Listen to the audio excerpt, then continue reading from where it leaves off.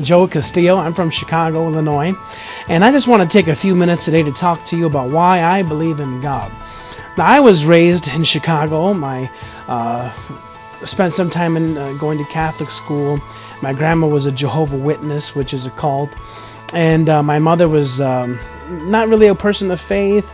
My mother was more of a young kind of party lady. She liked to go to the bars, nightclubs, smoke some reefer, have shots of tequila and dance in Mexican nightclubs and bars and stuff like that. So I wasn't raised in my home as a religious person, even though my grandmother was, religious. She was Jehovah's Witness, and she tried to take me to the Kingdom Hall, and I studied some of the, not necessarily the Bible, but some of the books that they had. But I believed in God, and I believed in God even as a small boy. I had faith in God. I believed there was a God.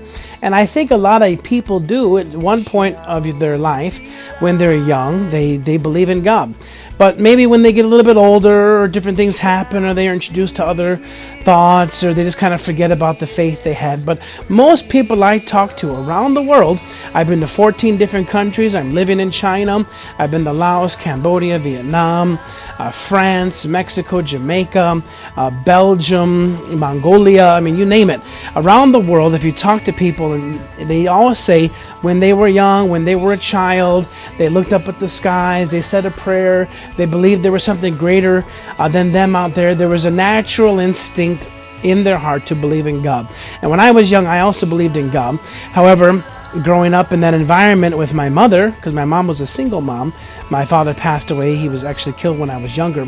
I grew up in this environment where there wasn't any kind of real religion in the home.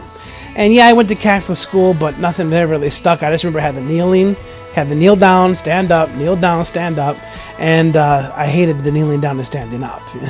I remember going to the Kingdom Hall with my grandmother, and all I did was just sleep, because she was a heavy-set woman, and I would just put my head in her big warm arm, and I would just take a nap, And when I was about 12, 13 years old, I began to also hang out on the streets, graffiti write, hip-hop, also smoking marijuana, drinking, and so on. But I still maintained a little bit of a belief in God. And later on in the years, I think when I was about 17 or 18, I encountered some missionaries, and they shared with me about Jesus Christ, and they prayed with me, and my life was changed, and I became a Christian. But I want to talk to you briefly about why I believe in God. And people always say that religion is man-made. And I like to challenge that, because religion, in the beginning, was given to man by God. So religion was God-made. Now, true enough, various religions were created afterwards by man, but religion first was introduced by God to man.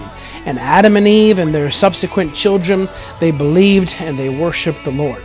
They had a faith in God. Now, over the years, people have began to leave that faith.